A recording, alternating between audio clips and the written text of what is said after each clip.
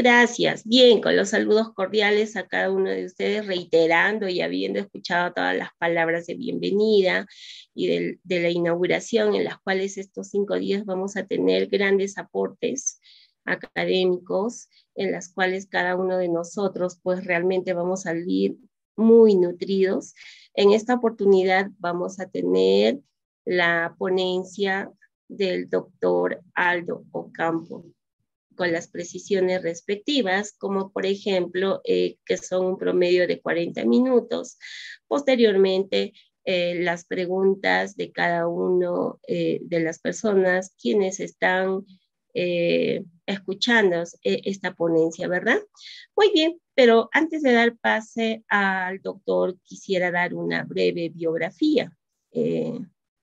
Es chileno, nacido en el año 1987. Bueno, acá pues tenemos un gran trabajo en el cual él ha desarrollado en el trayecto de su vida, como es teórico de la educación inclusiva. Orienta este trabajo a la comprensión de la interseccionalidad, la justicia educativa, una educación antirracista, las teorías postcoloniales, los estudios visuales, la filosofía de la diferencia y las metodologías emergentes de investigación, director, fundador del Centro de Estudios Latinoamericanos de Educación Inclusiva, CELEI. También es una institución reconocida y con estatus asociado a CLACSO. Es el primer centro de investigación creado en ALAC y Chile para el estudio teórico y metodológico de la educación inclusiva. Creó la primera licenciatura en educación inclusiva impartida en Chile. Se formó como profesor de educación general básica, licenciado en educación, posttitulado en psicopedagogía e inclusión. Es magíster en educación, mención currículo y evaluación, máster en política educativa, máster en lingüística aplicada, Universidad de Jaén, España. Es máster en integración de personas con discapacidad en la Universidad Salamanca, España. Doctor en ciencias de educación, aprobado sobresaliente por unanimidad. Mención cum laude por la Universidad Granada. España posee. Además, tiene un posgrado en educación, contextos contemporáneos y demandas populares por el Instituto de Educación de la Universidad Federal Rural del Río de Janeiro, Brasil. Es autor de 6 libros, capítulos de libros y actas científicas, así como más de 100 artículos entre los periodos del año 2009 al año 2019. Asimismo, ha impartido un promedio de 90 conferencias magistrales y clases magistrales en casi todo Iberoamérica por invitación debido a sus escritos y publicaciones.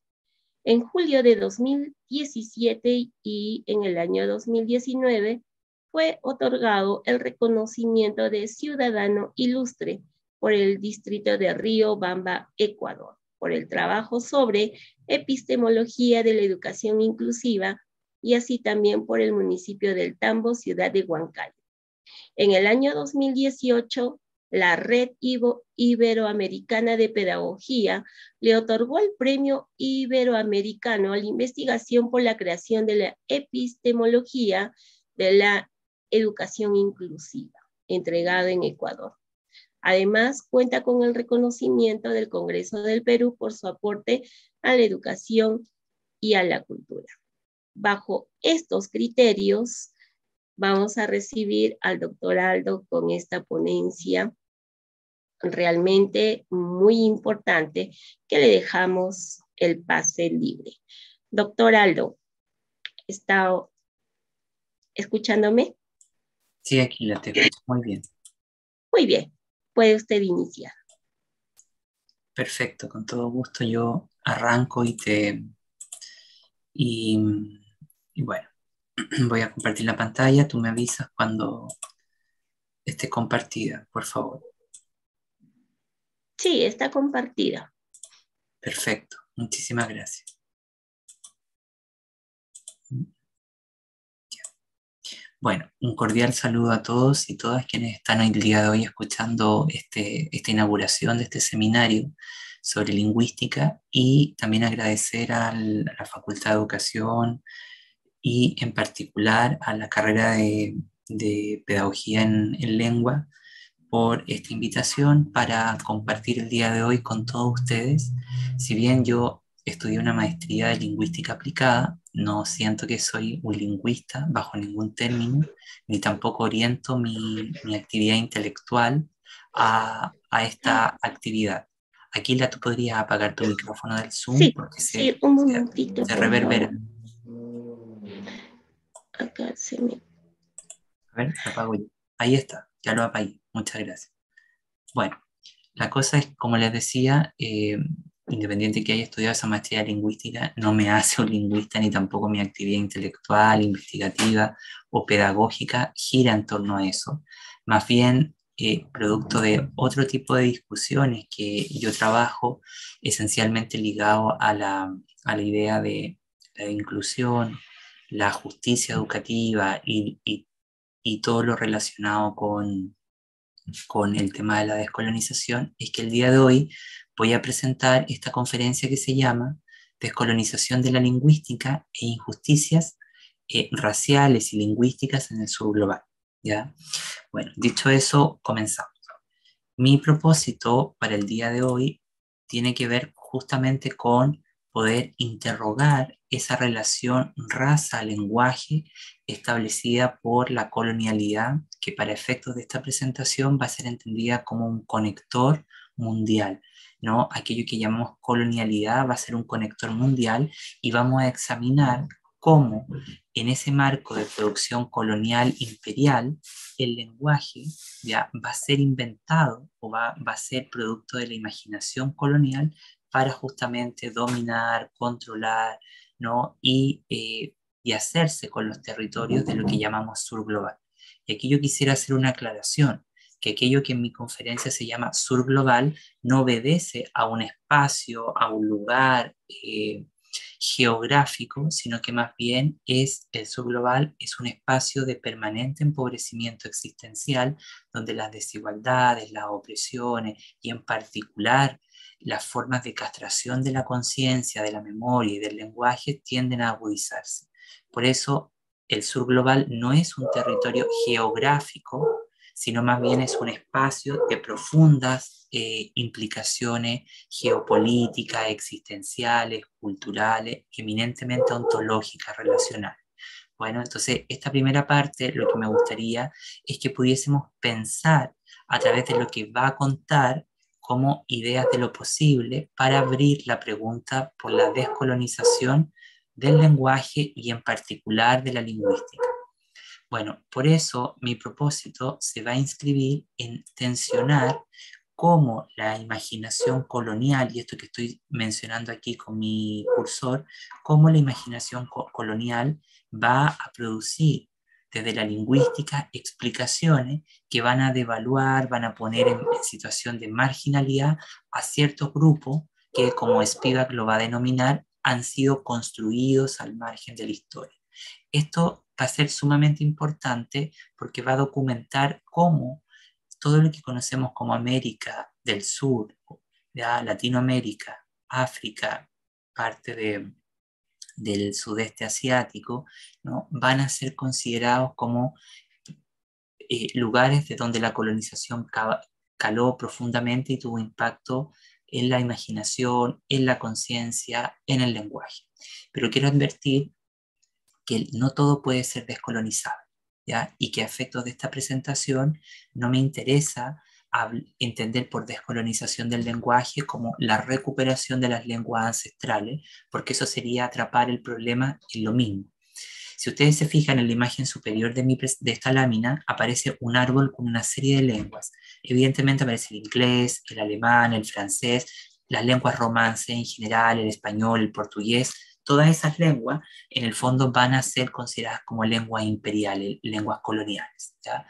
Y todas las que están acá, hacia este costado de acá, ¿no? Van a ser lenguas que han sido históricamente subalternizadas, o como dice Muffene, lenguas que no gozan de un mismo estatus lingüístico o de una complejidad lingüística. Y lo que vamos a ver es que estas lenguas marginadas tienen una complejidad tan grande como estas lenguas imperiales. Por eso que vamos a imaginar la imaginación lingüística y en particular cómo la lingüística aplicada a la luz de la descolonización muestra otro tipo de explicaciones para entender las lenguas subalternas y en particular vamos a trabajar esto a partir de la premisa del pluralismo ontológico.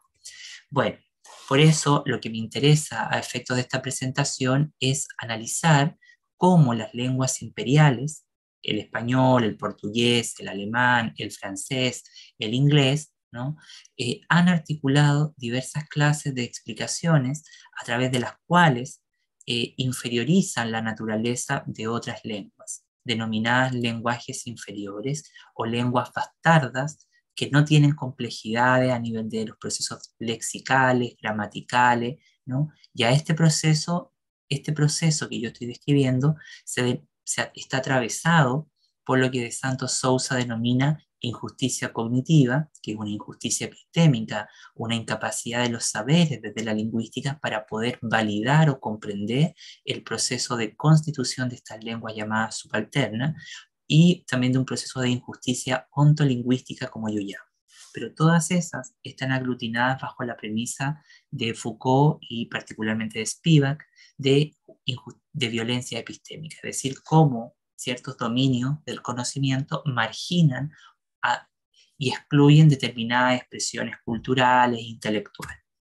Por eso, y ahora entrando de lleno en mi presentación, podríamos afirmar que sin duda la lingüística como aparato de conocimiento, ¿ya? Y a partir de todo el quebrantamiento de Chomsky, con el enfoque comunicativo de la lengua, la imaginación mentalista, la teoría mentalista y innatista, él va a poner en quiebre, va a quebrantar las bases de la lingüística en el siglo XX, que habían sido dominadas hasta ese entonces por Ferdinand de Saussure, ¿no? El padre de la lingüística estructural francesa, ¿no es verdad?, que va a tener como esta obra póstuma ampliamente conocida el curso de lingüística general. ¿Y qué le interesaba a esa lingüística? Era la corrección idiomática, el uso correcto de la lengua, ¿no? Pero acá, desde Chomsky, va a cambiar el enfoque y va a decir, bueno, el lenguaje no se adquiere, sino que es innato al ser humano, y como capacidad innata corresponde a los procesos altos de la cognición humana. Eso va a introducir el enfoque etnográfico que va a ser el puente para entender esta presentación. Cómo desde la etnografía de la comunicación y particularmente de la sociolingüística variacionista podemos afirmar que la lingüística como campo de estudio ha desarrollado una relación ambivalente con sus propias historias de práctica en el actual escenario postcolonial. Digo postcolonial no en términos de una etapa histórica, sino que de un momento, de un proceso que todavía no sé si estamos en esa constitución, ¿ya? Incluso muchos de los paradigmas de regulación colonial en la investigación lingüística siguen altamente vigentes en determinadas prácticas intelectuales, metodológicas, pedagógicas. Entonces aquí hay que hacerse una pregunta y dice, ¿cómo es configurada la colonialidad lingüística a nivel del conocimiento? Un atributo central consiste en reconocer que el discurso colonial es un proceso complejo, ambivalente y muchas veces contradictorio, ¿no? Y la colonialidad va a necesitar de la lingüística para establecer el binomio raza-lenguaje y poder controlar a ciertos grupos. Otra dimensión puntualiza que el discurso colonial se entrelaza con diversas expresiones de las diferencias raciales, étnicas, sexuales y particularmente de género. Se caracteriza además por transferir arbitrariamente ciertos universales lingüísticos y socioculturales a diversas comunidades. Esta es la principal estrategia del periodo colonial imperial en la historia de la humanidad. Un programa de investigación en esta dirección se nutre a partir de una amplia gama de aspectos sociales y culturales relacionados con la descripción de la estructura y funciones del discurso postcolonial, así como una serie de rasgos lingüísticos de este tipo de comunicación verbal. No obstante, no todas las deficiencias en el estado del arte sobre las lenguas antiguas de las antiguas colonias europeas deben asociarse con la colonialidad, sino que hay un proceso más complejo de constitución y estudio de esas lenguas, como vamos a ver. Por ello, una lingüística descolonial, la lingüística descolonial, aquí el sustantivo descolonial, se convierte, ¿no?, en una acción epistemológica que se desconecta de los grandes supuestos de la lingüística eurocéntrica, ¿no? Por eso la lingüística descolonial busca acabar con la integración de diversos marcos ideológicos, éticos y políticos complejos en el estudio de la lengua y la agencia humana, lo que puede ser traducido a partir de lo que Rudwick y Makoni en el 2020 señalan. Ellos nos dicen: la colonialidad tiene distintos componentes lingüísticos y sociales que exigen un escrutinio profundo en los sistemas sociopolíticos y académicos actuales. Estamos sugiriendo, dice Rudwick y Makoni, un cambio epistemológico que apunta a la sociología del lenguaje en el sur, prestando una atención cada vez mayor a las ontologías y a las teorías generadas en el sur global, es decir, en este espacio de permanente empobrecimiento existencial. El sesgo del norte, y aquí el norte vuelve a ser un espacio geopolítico, no territorial, ¿ya? El sesgo del norte en los estudios del lenguaje se ha demostrado repetidamente y existe una necesidad continua de reconocer y centrarse en la complicidad de formas de conocimiento incrustadas en el campo y en la incisiva historia del colonialismo, discriminación y distribución desigual del conocimiento.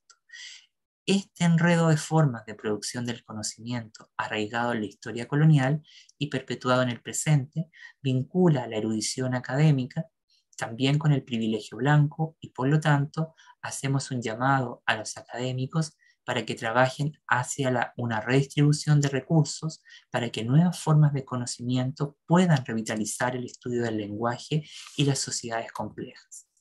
Un proyecto de descolonización del lenguaje, que va a ser distinto a la lingüística, porque la lingüística es el campo y objeto de estudio que genera una estrategia de análisis, mientras que el lenguaje es la capacidad, la facultad plena de comunicación y de racionalidad de los seres humanos.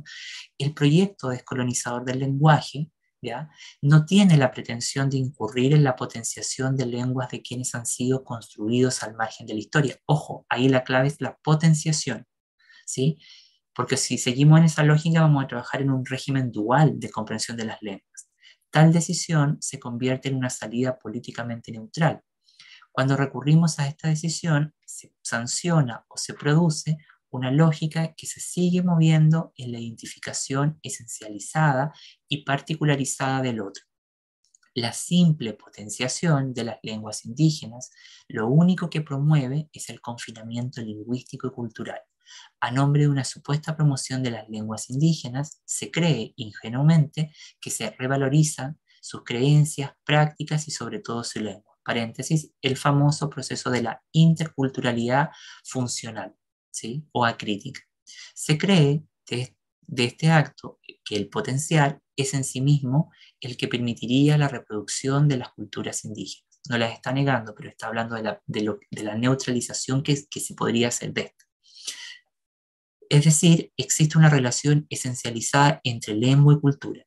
Son por lo demás conocidas las hipótesis que hablan de un determinismo lingüístico, donde el pensamiento de las personas está determinado por la lengua que hablan, lo que significa que las diferentes lenguas poseen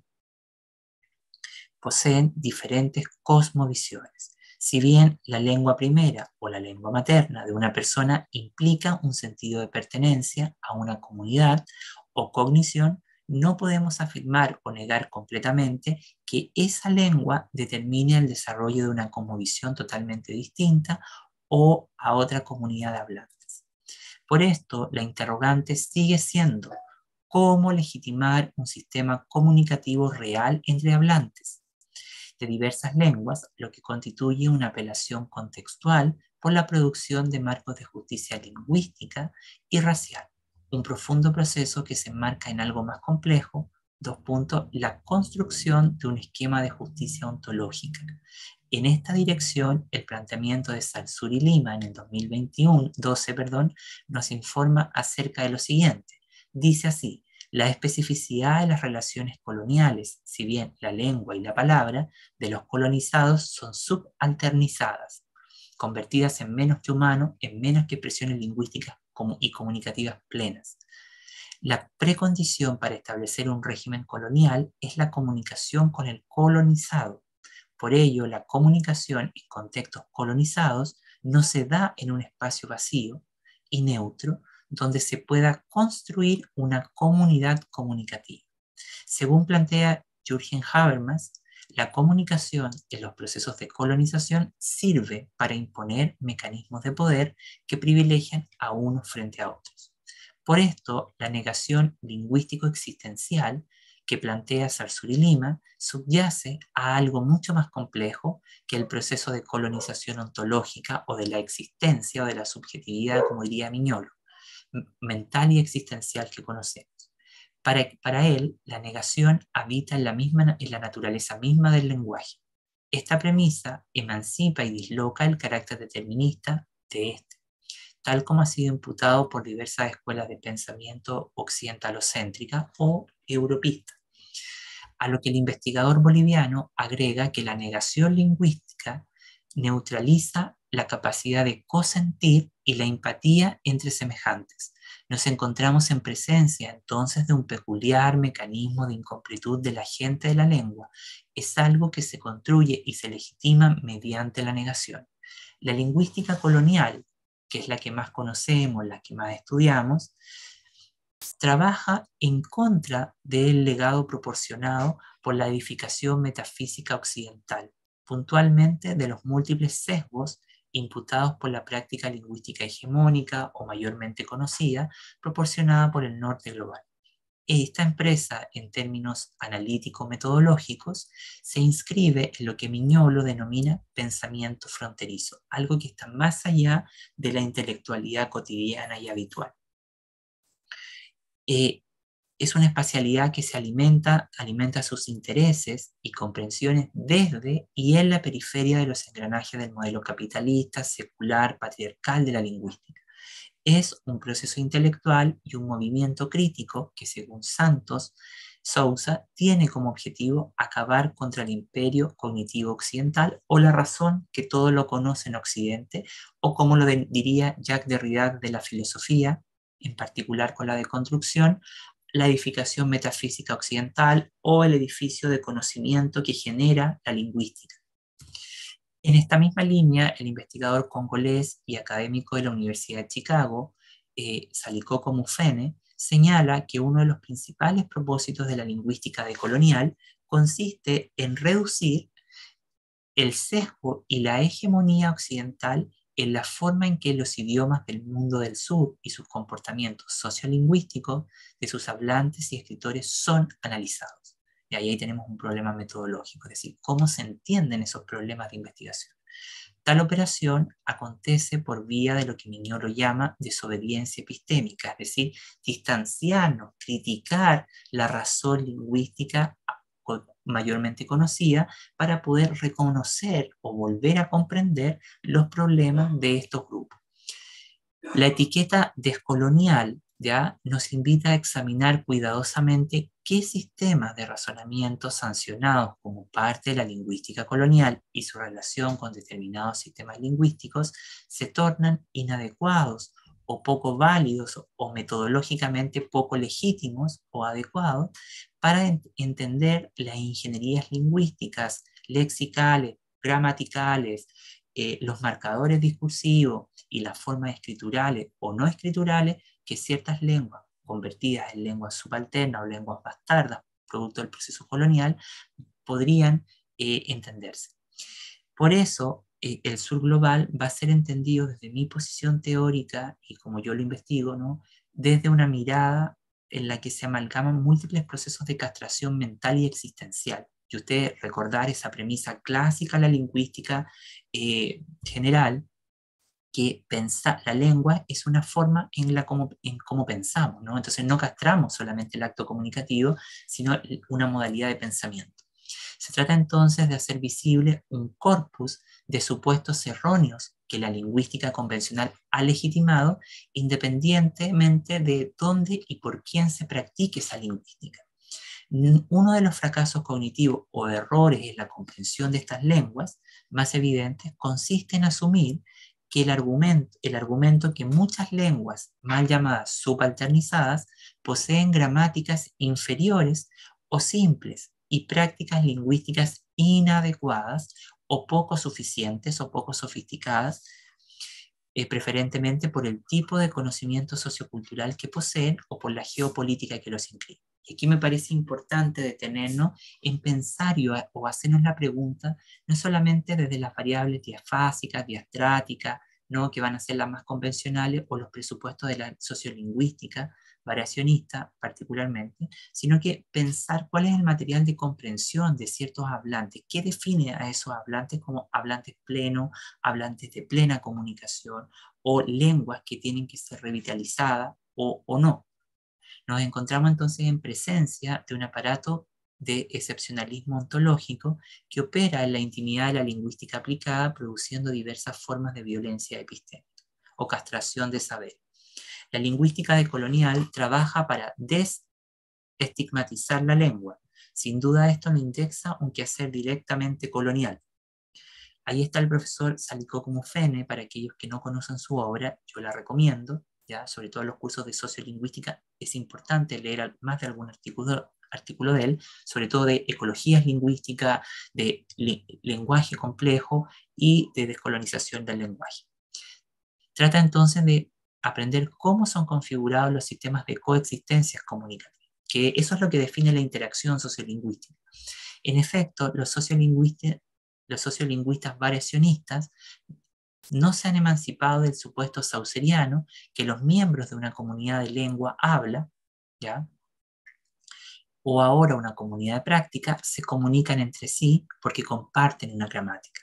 Más realista es la suposición de que se comunican con éxito entre sí simplemente porque sus respectivas gramáticas ideolectales pueden procesar, ¿ya?, todos sus diversos enunciados con éxitos, la mayor parte del tiempo.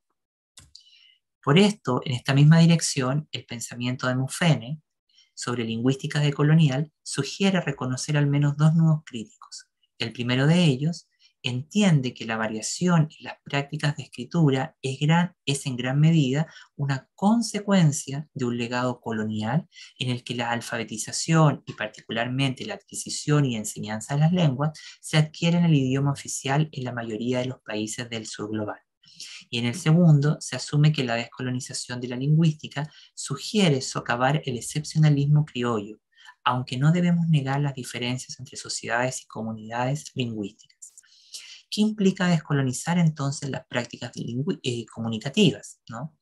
Tal proyecto se convierte en un dispositivo de subversión académica. Digo subversión en el sentido de que desafía, se opone o intenta buscar otros puntos de análisis, ¿no? No tiene aquí una implicancia exclusivamente política como en el Perú esta palabra significó durante la dictadura, ¿ya? Ojo con eso. Tal proyecto entonces se convierte en un dispositivo de quebrantamiento, análisis, crítica, que punza en la transformación de los ejes de configuración de la cultura y del proceso de emancipación intelectual y metodológica de las normas coloniales implicadas en el estudio del lenguaje. Es abandonar un proceso de regulación política de la lengua por vía de la dominación imperial colonial, reconociendo que antes de entender el lenguaje, esta para los proyectos coloniales es una invención imaginativa, ¿ya? Lo mismo va a pasar con la noción de ser humano y de raza, ¿ya?, que se convierte en un mecanismo de rechazo a los engranajes de tal ingeniería lingüístico-comunicativa que va a estar sustentada en una supuesta pureza ideológica de la lengua, lo que no es otra cosa que la creación de un marco conceptual en el cual justamente que busquemos cómo desvincularnos de esos efectos coloniales. Concebida en esta dirección, lo que busca evitar, dice Mufene, es perpetuar el paradigma colonial que clasifica las lenguas indígenas en base a la jerarquía sociolingüística hegemónica, y otros, es decir, los construidos al margen de la historia, o como dice Dussel, la exterioridad, todo lo que queda por fuera de la modernidad, ¿ya?, y del canon del ontológico y lingüístico del hombre blanco, cristiano, católico, hablante de una lengua imperial, aquellos que no hablan la lengua colonial y por mucho que se propague. Por eso, el propósito de descolonizar la lingüística no debería fomentar un excepcionalismo propiamente en el sur global, sino a nivel mundial, sino que simplemente dar cuenta más adecuadamente de los fenómenos relevantes que mejoren la práctica de la lingüística como disciplina para captar la diversidad de maneras adecuadas de estudiar el lenguaje. Por eso, la descolonización de la lingüística aplicada, y aquí es donde está la obstrucción, asume el reto de aprender a traducir, y digo traducir en el entendimiento epistémico de traducción intercultural, pero también en el entendimiento de la traducción en términos exclusivamente epistémicos, que es que algo se capta, pero en ese proceso de traducción se pierden cosas, se modifican y aparecen nuevas ideas. Y eso es lo que pasa en cualquier proceso de traducción o mediación lingüística o mediación epistémica, ¿ya? Por eso, a traducir la multiplicidad de lenguas subalternizada por el conjunto de racionalidades imperiales coloniales.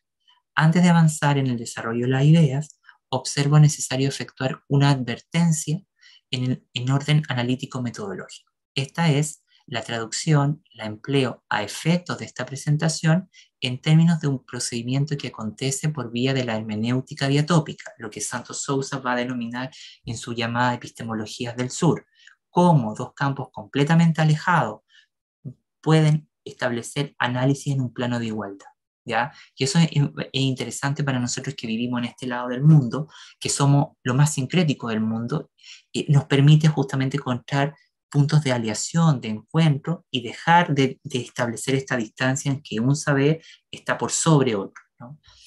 A esto de analizar dos o más elementos en un plano de igualdad. La traducción implica acceder a la autenticidad del discurso del otro, pero aquí el otro deja de ser esa alteridad restringida que habita en la ideología de la anormalidad y se entiende como un proceso de construcción colectiva, un pluralismo ontológico, donde lo otro tiene la capacidad de ser múltiples cosas a la vez, ¿sí? Por eso la traducción es un mecanismo hermenéutico, y digo hermenéutico en sus puros términos interpretativos, ¿no? ¿Ya? Esto que viene de la Hermenevia y de Hermes, ¿no? De la comunicación del mensaje desde los dioses, ¿ya? La traducción es un mecanismo hermenéutico que puede ayudarnos a resistir a los discursos académicos proporcionados por el norte global a través del dominio disciplinar de la lingüística o de las ciencias del lenguaje. La descolonización del lenguaje y de la lingüística en particular se convierte en un dispositivo imaginativo y estratégico. Es algo que nos enseña a desconfiar de la inevitable mediación de las ideologías dominantes y los discursos establecidos que dan forma a su propia representación de epistemologías resistentes. Por eso, yo a aquellos que les interese este tema, recomiendo este libro que se llama Colonial and the Colonial Linguistic, publicado Conocimiento y Epistemología, publicado en el 2021 por Oxford.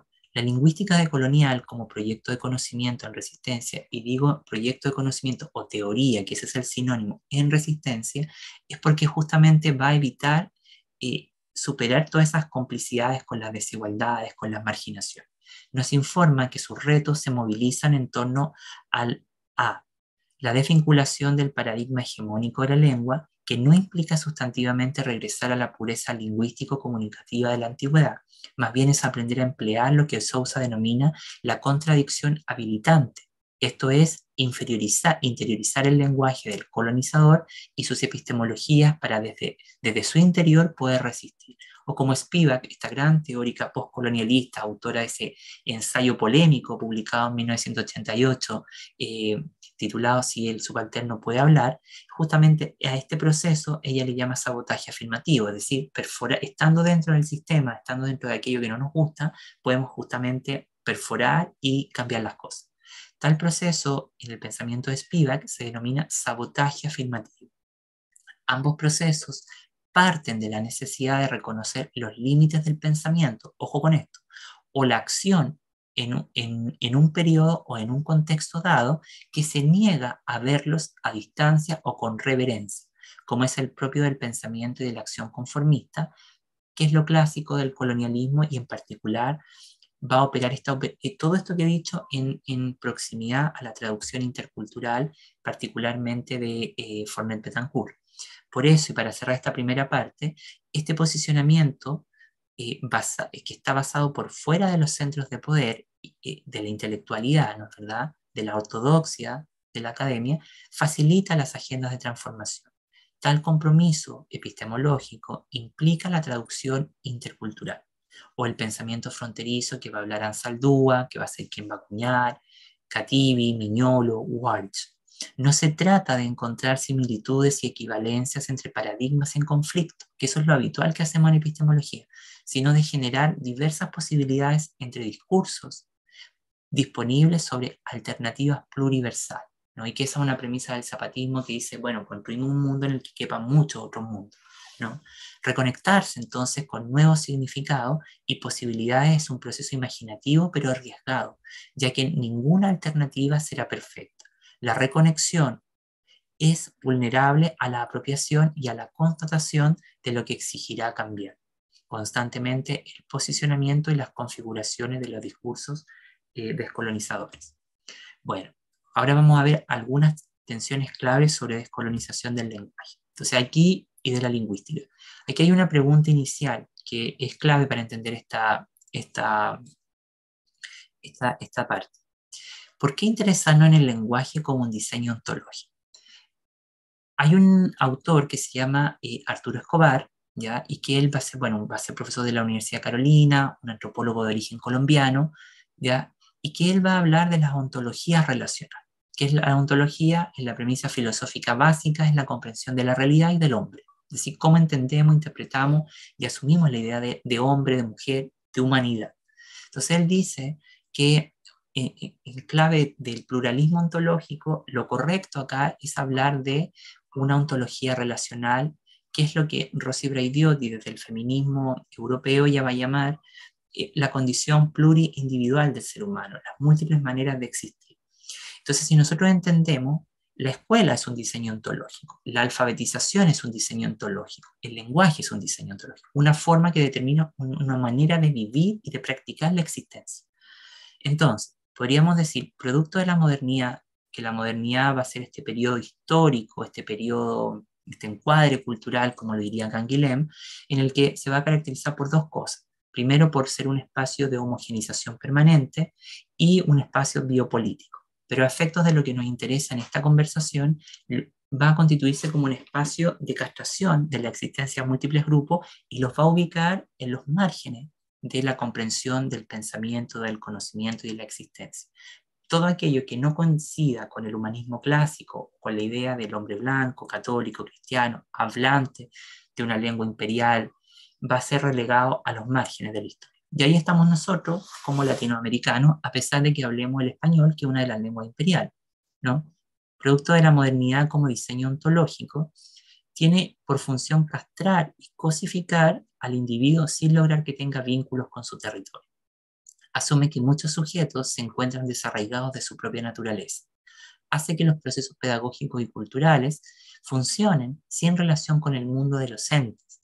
En tal sentido, podemos reconocer que los procesos de alfabetización son herederos de una tecnología, de una estrategia que ha sido diseñada para construir un determinado mundo, un cierto circuito de apropiación de la cultura que se basa en esta idea de una apropiación dualista y dicotómica. Por eso nosotros necesitamos comprender, para descolonizar las prácticas lingüísticas, la necesidad de una noción de totalidad viva, en la cual está integrada por partes interrelacionadas. Son diseñadas técnicamente sobre la base de axiomas abstractos que ya no dependen del saber ancestral de las comunidades. Esto hace que los procesos lingüísticos, y en particular de la alfabetización, queden desligados de los procesos de la vida y se alejan de las formas de devenir en una herramienta para manipular el mundo. El proceso de alfabetización es un dispositivo tecnosemiótico para dominar la naturaleza, y lo mismo va a pasar con el lenguaje. Debemos aprender a reconocer la diferencia ontológica o la diferencia de la existencia que porta cada forma existencial o cada ser humano en sus procesos de constitución del lenguaje. Muchos de estos procesos están regulados por la racionalidad técnica occidental, que es un sistema de colonización de la ciencia y de la modernidad, atravesados por racionalidades cada vez más depredadoras. Por esto, la exterioridad ontológica, o todo lo que habita por fuera de la modernidad, todo lo que no es digno, todo lo que es subalterno, todo lo que en el fondo es convertido en indiferencias o en desdenes ontológicos, va a ocupar el proceso de autopoiesis de Maturana, que nos dice que todo ser vivo es un sistema cerrado que está cerrándose, creándose continuamente sobre sí mismo. ¿Ya? Y lo mismo pasa con estas lenguas. Son autorreferenciales, y quiere decir que siguen sus propias reglas y que cada uno sigue su propio desarrollo, operando en función de su automantenimiento. Esto no conlleva ningún proceso esencializador o esencialista. Por ende, cada grupo cultural se va a convertir en un sistema autopoyético que se va a autorregenerar, que va a tener sus propias reglas de constitución. Esta es una ontología propia amparada en un sistema relacional que nos dice que todos los seres humanos existimos a través del otro, ¿ya? Y esa es la premisa metafísica básica en el Islam, en el budismo, que incluso lo practicaban el Imperio Incásico. ¿Ya? El problema es que las formas de inmersión en los engranajes de la cultura letrada y lingüística se encuentran definidas por un núcleo ontológico específico, lo que da cuenta de una visión dualista. Por esto debemos luchar por entender la lengua en proximidad al pluralismo ontológico.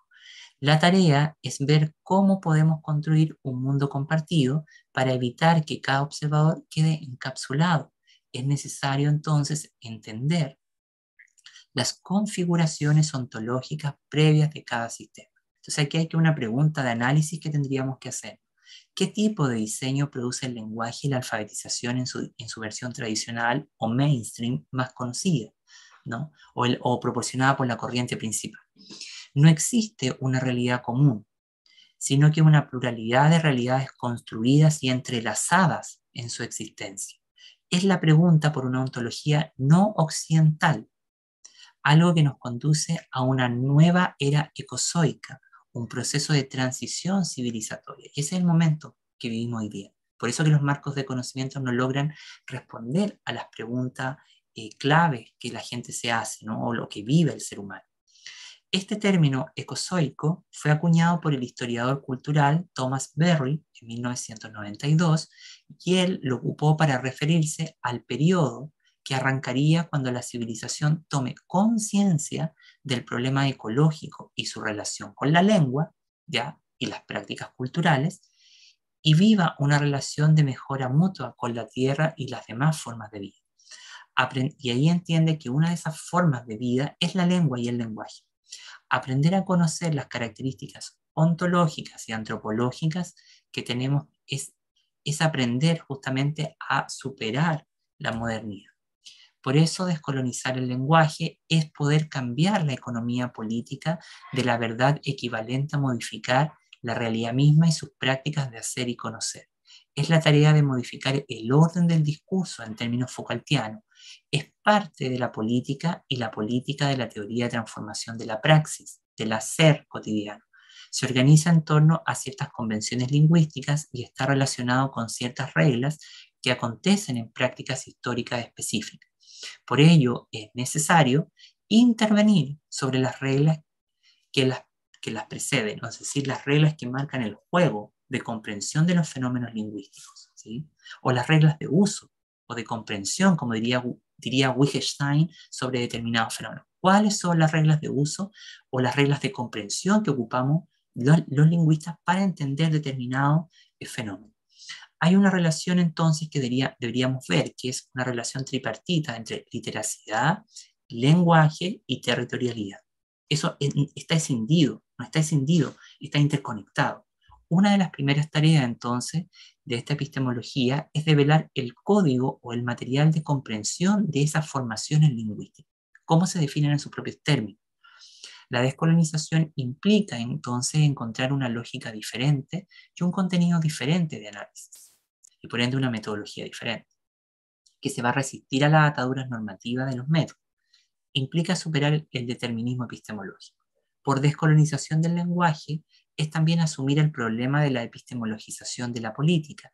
Es una forma que entra en la coalición estableciendo criterios para ver qué cosas son válidas, son legítimas, son saberes justamente aceptables. Lo que Nelly Richard, esta teórica cultural francesa residente en Chile, denomina los coeficientes de poder de la ciencia, es decir, cómo ciertas explicaciones tienen un mayor predominio y legitimidad frente a otros saberes, ¿no? Por eso necesitamos entonces cambiar las reglas del juego cuando sean los propios sujetos coloniales quienes tomen en su mano la producción del conocimiento. Las izquierdas no son alternativas de nada, ni tampoco las derechas, porque ambas tienen las mismas epistemologías. Se trata entonces de enfrentar a dos epistemologías inconmensurables, es decir, infinitas, ¿ya? Las epistemologías subalternas y las epistemologías de la modernidad. Creo que aquí hay un punto medular no discutido en la intimidad de los debates sobre descolonización lingüística. Este es la colonialidad del lenguaje que opera a través del desarraigo del territorio, es la destrucción de las formas a través de las cuales pensamos el mundo y materializamos nuestra lengua. Esto es promovido por la cultura del ser. No es romantizar o radicalizar los conocimientos de los subalternos o grupos culturales construidos al margen de la historia. Ojo con eso.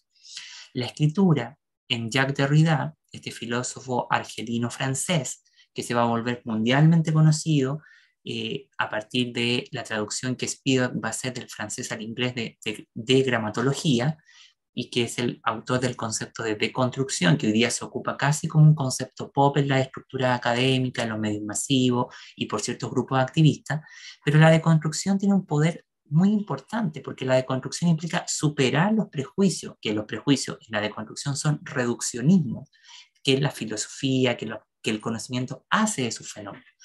En este sentido, entonces, Derrida lo que busca es darle la vuelta a las racionalidades dominantes, ¿no? Y producir otras formas de pensar. Descolonizar nunca es destruir, descolonizar nunca es desarmar algo, sino que es justamente darle la vuelta para, conociendo desde adentro algo, amando, dice él, algo, poder producir algo nuevo. La escritura en Derrida se plantea como un sistema de reconocimiento de que la escritura construye armonía entre ciertos pueblos. Lo que necesitamos es entender al otro no desde la fetichización o el reduccionismo que es producida por las múltiples subalternidades o alteridades propias de la modernidad, sino que en reconocer al otro como una alteridad radical, no como un sistema de otrificación, igual lo otro absolutamente exterior, lo otro absolutamente raro o absolutamente diferente a mí. Esto es dilemático porque no hay un encuentro con la verdadera naturaleza del ser. En degramatología, y examinando los textos de frontera, la violencia etnocéntrica hacia la escritura ha destruido la naturaleza de la vida misma en el planeta. Hay sistemas de valores que se contraponen a las formas existenciales. Y esto es lo que nos lleva justamente a reconocer el lenguaje como un diseño ontológico. ¿Qué pugnas se van a establecer entre otros grupos? De ahí fenómenos lingüísticos. Por ello, la posibilidad de la presencia plena o la pregunta por el origen o el fundamento es superar la otrificación o convertir al otro en un otro absoluto, ¿no? Nos enfrentamos entonces en la idea de entender al otro que se pliegue en el yo, que reconocer las múltiples maneras existenciales o las múltiples formas de existir. Es importante evitar la descolonización del lenguaje en términos fundacionalistas. Es importante alcanzar la concreción del humanismo no antropocéntrico, no centrado en el hombre blanco, cristiano, católico, hablante de una lengua imperial colonial. Bueno, para cerrar, porque yo creo que ya estoy en el tiempo, vamos a ver ahora esto que se llama sobre la colonialidad del lenguaje versus la colonialidad lingüística. La colonialidad del lenguaje es una categoría de análisis propuesta por Gabriela Veronelli, o podríamos decir más bien, hay un profesor norteamericano que introduce esto, pero no lo desarrolla, y Veronelli la va a desarrollar con mayor fuerza, y va a calar hondo en Latinoamérica. Bueno, Veronelli es una filósofa decolonial de origen argentino que trabaja en el Centro de Estudios Globales de la Universidad de Duke, bajo la dirección de Walter Miñolo. Tal proceso trabaja intrincadamente con la colonialidad del poder, más bien es un efecto que se desprende de esto. O sea, la colonialidad del lenguaje se desprende de la colonialidad del poder y del ser. ¿sí? La integración de ambas modalidades deviene la emergencia de una singular tecnología de racialización y deshumanización. La colonialidad del lenguaje es el problema, como yo ya lo antecedía, de la raza-lenguaje, lo que es el resultado de una singular política lingüística occidental eurocentrada. La contribución de Veronelli en torno a la colonialidad del lenguaje reside, a mi juicio, en la integración de diversos planos de consonancia entre ideologías lingüísticas, prácticas comunicativas, posiciones existenciales y raciales definidas en el marco de racionalidad propuesta por la modernidad colonialidad. Esta concepción nos informa acerca de las múltiples prácticas de cooptación de la condición humana, secuestro que es materializado a través de la deshumanización concebida como un proceso de racionalización lingüística que despoja a las poblaciones de su humanidad, atribuyéndoles una inferioridad comunicativa y mentalmente natural. La idea eurocéntrica del lenguaje conecta la lengua, la gramática, la civilización y la escritura alfabética con el conocimiento y neutraliza estas características y atributos como lenguaje en sentido pleno. Que los colonializadores tienen lenguaje es indisputable dentro del paradigma moderno colonial, así como lo es que los colonializados carecen de lenguaje. Por ello, la imaginación colonial tiene por función secuestrar y eliminar las posibilidades existenciales de quienes han sido colonizados. Esto es, cuya agencia comunicativa, gramatical, lingüística y cognitiva no goza de un estatus de reconocimiento y legitimidad a través del canon eurocentrado del lenguaje. Se desprende de esto una relación gobernada por la desigualdad social, un impacto específicamente a nivel de la subjetividad de mi sentir, de mi relación con el mundo, en relación con ciertos atributos lingüísticos que operan sin una atribución valorizada, negando y neutralizando la comprensión acerca del tipo de hábitos de pensamiento que cada una de estas impone. Las múltiples formas de castración que imputa la colonialidad del lenguaje se materializan ontológicamente a través de la imposibilidad de ser para existir plenamente a través de su lengua, operación en la que confluyen diversas relaciones de poder. El lenguaje como cosa institucionalizada, ordenada con una gramática, como una lengua de un imperio o una nación, se cierra a toda interacción que intenta complicar la variedad y la heterogeneidad de sus usuarios y situaciones de interacción. Por esta razón, la colonialidad del lenguaje, según Veronelli, puede ser leída en términos de un proceso que acompaña a la colonialidad del poder. Es un aspecto, un atributo del poder de deshumanización de las poblaciones colonializadas, a través de la racialización, generando jerarquías de formas de existencia válida o legítima. Es un intento por descentrar el aparato epistémico e ideológico de la modernidad que prolifera de una política eurocéntrica que da paso a una singular decisión lectoescritural, lingüística, comunicativa, adoptada universalmente por diversos sistemas educativos. Agrega Veronelli que la idea eurocéntrica del lenguaje conecta la lengua, la gramática, la civilización, la escritura y el conocimiento. Todo eso neutralizando al ser. Con esto voy a cerrar mi presentación. Dice así: así las cosas, para revelar cómo opera la colonialidad del lenguaje, entendida como una de las facetas del proceso colonial de deshumanización de las poblaciones colonizadas, se hace necesario un giro paradigmático, siendo que el concepto del lenguaje, que en el concepto del lenguaje se superponen las instituciones del Renacimiento y particularmente del Iluminismo, de las formas de concebir y estudiar ciertos fenómenos. Hace imposible entonces percibir al colonizado o colonializado como un ser con lenguaje en sentido pleno, o pensarlo como otra cosa que un comunicador simple o de bajo comunicación. El cambio de paradigma permitiría revelar y explorar las relaciones lingüísticas de poder, pero el giro paradigmático no puede ser solo relativo, no puede ser simplemente ignorar la colonialidad. Es solamente desde afuera, desde las afueras de la filosofía, la lingüística, la ideología y las políticas lingüísticas y culturales moderno-coloniales que se puede entender que revelar la racialización como un proceso de reducción, invisibilización y eliminación de los mundos de sentido de los seres colonializados, aquello que está por fuera de la colonialidad no puede simplemente presuponer. Por ello, la colonialidad lingüística no es solo un proceso de negación de la palabra, sino que delimita además un conjunto de mecanismos existenciales para construir a ciertos grupos al margen de la historia, negando su conciencia, su lengua, su existencia. Al castrar la lengua, se suscita el empobrecimiento existencial. Tal proceso actúa en excedencia de la figuración ontológica derivada de los pueblos indígenas. Es decir, el problema está más allá de eso, ¿sí? Más bien amalgama una heterogeneidad de grupos específicos que pueden ser representados de mejor manera a través de la noción de subalternidad. En ella convergen dos puntos de interés: la colonización lingüística a través de la subalternización y la subyugación de ciertas figuras existenciales, y B, especialmente a partir del binomio raza-lenguaje, y B, la colonización de la palabra concebida como el proceso de sometimiento y empleo de esta para circular en las estructuras del mundo conocido. Por eso, y ya con esto me despido, potenciar el uso de la lengua en su particularidad exige de una matriz colonial de valorización de las lenguas y de la palabra. Antes del diálogo está la deconstrucción de los lugares donde una palabra, un decir, un saber y un conocer se han apropiado de los espacios de poder. Por ello, la tarea es trabajar en los espacios donde se marca y se borra la naturalización de la diferencia colonial para encontrar la tensión originaria. Se debe, en palabras de Derrida, pensar juntos lo borrado y lo marcado por la marca. Bueno, muchísimas gracias por esta invitación y espero que esta presentación haya suscitado algunas preguntas críticas, algunos intereses, y yo lo dejaría hasta acá. Muchísimas gracias.